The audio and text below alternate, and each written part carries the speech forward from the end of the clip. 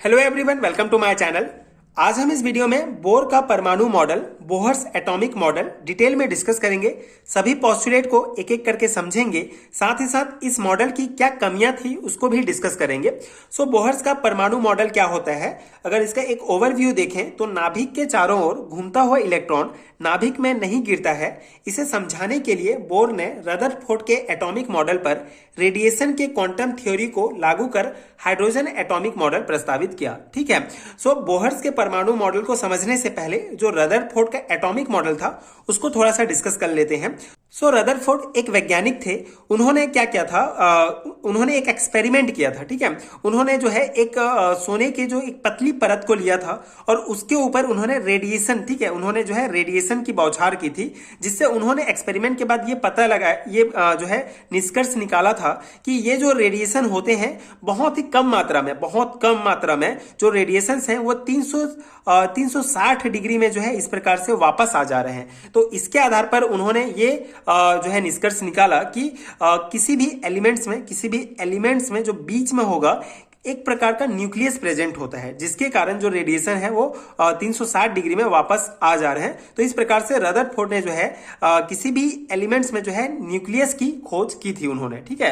तो ये हम कह सकते हैं। तो ये था रदरफोर्ड का एटॉमिक मॉडल। तो इसी रदरफोर्ड के एटॉमिक मॉडल को जो है मॉडिफाई करके उस पर क्वांटम थ्योरी को लागू करके बोहर्स ने जो है अपना हाइड्रोजन एटॉमिक मॉडल प्रस्तावित किया। मेनली बोहर्स ने क्या किया, ये न्यूक्लियस है। ठीक है। न्यूक्लियस में जो है आपका न्यूट्रॉन एंड प्रोटॉन प्रेजेंट होते हैं। तो बोहर्स ने बताया कि जो इलेक्ट्रॉन्स होंगे वो इस न्यूक्लियस के बाहर, ठीक है, जो इलेक्ट्रॉन्स होंगे वो जो न्यूक्लियस के बाहर जो है ऑर्बिटल्स में घूमते रहते हैं। ठीक है। एक फिक्स ऑर्बिटल में घूमते रहते हैं, जिस ऑर्बिटल को उन्होंने जो है K shell, L shell, M shell, N shell नाम दिया। ठीक है।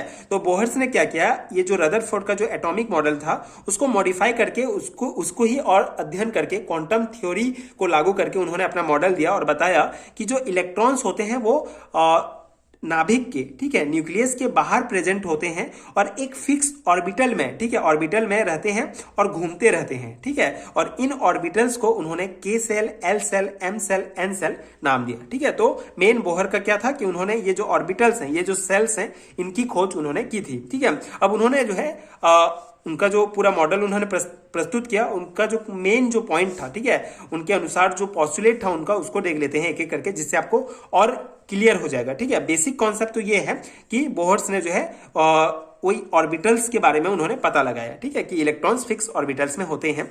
इनके अलावा जो बोहर्स के जो पॉइंट थे वो थे, इलेक्ट्रॉन सदैव बंद वृत्ताकार ऑर्बिट में घूमता रहता है और जब तक वह उस ऑर्बिट में घूमता रहता है उसकी एनर्जी ना तो अवशोषित होती है ना ही उत्सर्जित होती है। ठीक है। उन्होंने बताया कि जो इलेक्ट्रॉन है वो इस ऑर्बिट में जो है घूमते रहता है और, ठीक है, जब तक उस ऑर्बिट में, ठीक है, जब तक उस ऑर्बिटल में ये इलेक्ट्रॉन प्रेजेंट होगा उसकी जो एनर्जी होगी वो ना तो कम होगा ना ज्यादा होगा। ठीक है। मतलब फिक्स एनर्जी रहेगा जब तक कि ये इस ऑर्बिटल में घूमता रहेगा। ठीक है। प्रत्येक ऑर्बिट से एक निश्चित ऊर्जा संलग्न रहती है, इसलिए इन ऑर्बिट को इलेक्ट्रॉन या इलेक्ट्रॉन या एटम का एनर्जी लेवल कहते हैं। ठीक है। हर एक जो ऑर्बिट होता है उसका जो एनर्जी होगा वो फिक्स होगा, इसके कारण इसे एनर्जी लेवल ऑर्बिटल्स कहा जाता है। ठीक है। एंड इलेक्ट्रॉन केवल उन्हीं ऑर्बिट्स में रह सकते हैं जिनमें उनके कोणीय संवेग, एंगुलर मोमेंटम का मान h/2π का पूर्ण गुणज इंटीग्रल मल्टीपल होता है। ठीक है। अब उन्होंने ये एक इंपॉर्टेंट फॉर्मूला दिया और बताया कि जो इलेक्ट्रॉन्स होते हैं सिर्फ उन्हीं ऑर्बिट्स में रह सकते हैं, स्टेबल रह सकते हैं बहुत टाइम तक, जिनमें उनके जो कोणीय संवेग, एंगुलर मोमेंटम होगा उसका मान h/2π का पूर्ण गुणज मतलब इंटीग्रल मल्टीपल होगा। ठीक है।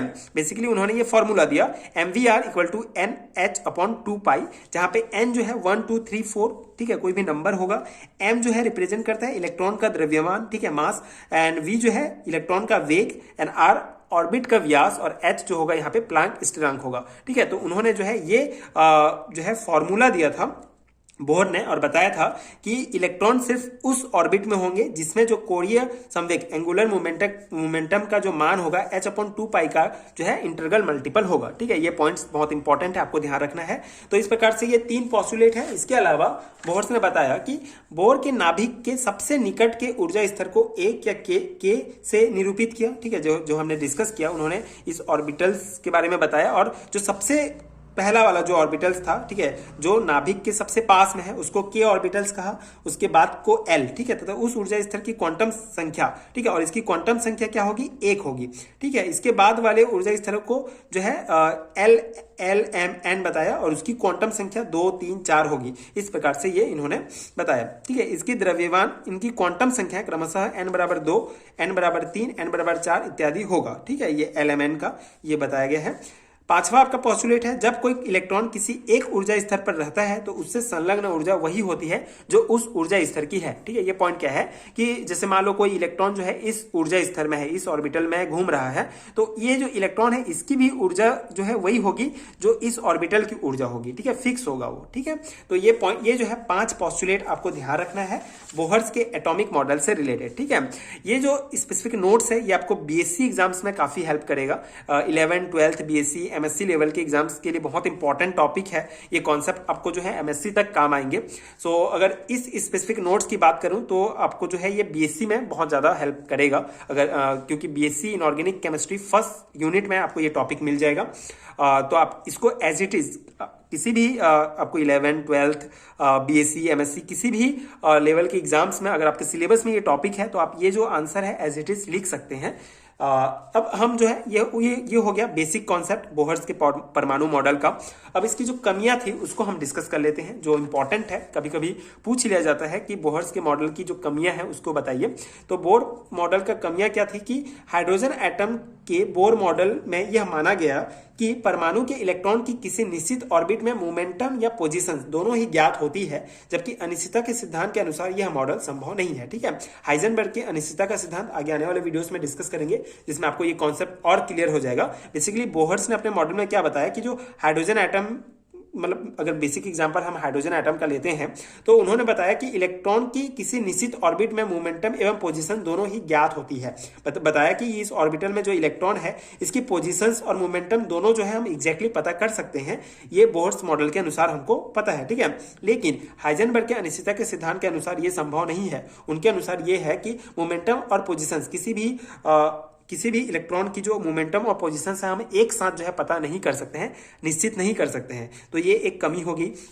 ठीक है, बोर्स मॉडल का दूसरा कमी था कि बोर्स का मॉडल हाइड्रोजन स्पेक्ट्रम से प्राप्त विभिन्न रेखाओं की ऊर्जा तथा स्थितियां बताने में सफल रहा, लेकिन हाई रिजॉल्विंग पावर वाले स्पेक्ट्रोस्कोप में हाइड्रोजन जैसे एटम के लिए प्राप्त सूक्ष्म संरचना का स्पष्टीकरण करने में असफल रहा। ठीक है, सिंपल सा है। अगर हम इस पूरे मॉडल का अगर हम देखें, हाइड्रोजन स्पेक्ट्रम में अगर हम बहुत सारे रेखाओं की बात करें तो ऊर्जा तथा स्थिति बताने में सफल रहा, लेकिन अगर हाई रिजॉल्विंग पावर वाले स्पेक्ट्रोस्कोप का यूज करते हैं और एग्जांपल के लिए हाइड्रोजन एटम्स लेते हैं और उसकी जो इस मॉडल के अनुसार पूरा संरचना देखते हैं कि किस प्रकार से इलेक्ट्रॉन घूम रही है, ये सभी इस मॉडल के अनुसार, तो उसमें जो है सूक्ष्म संरचना का स्पष्टीकरण करने में असफल रहा, मतलब हाई रिजॉल्विंग पावर में जो है ये फेल रहा। ठीक है, ये पूरा मॉडल, तो ये इसकी कमियां हैं। इसके अलावा बोर का मॉडल जीमन इफेक्ट और स्टार्क इफेक्ट का स्पष्टीकरण देने में भी असफल रहा। ठीक है, तो स्टार्क इफेक्ट और जीमन इफेक्ट आगे आने वाले वीडियोस में डिस्कस करेंगे।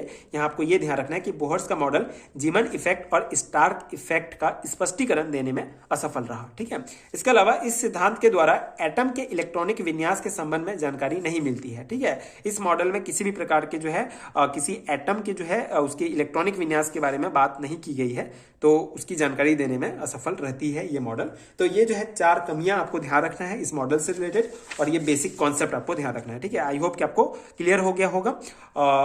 ठीक है, तो ये था Bohr's atomic model detail explanations. ये notes specific Hindi medium students के लिए है।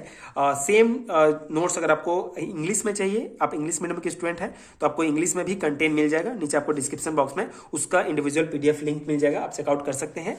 अगर हम इस स्पेसिफिक सिलेबस की बात करूं, कौन से सिलेबस से ये टॉपिक्स चल रहा है, तो BSc first year inorganic chemistry का जो यूनिट फर्स्ट आपका एटॉमिक स्ट्रक्चर वाला जो यूनिट है, इससे रिलेटेड ये टॉपिक है।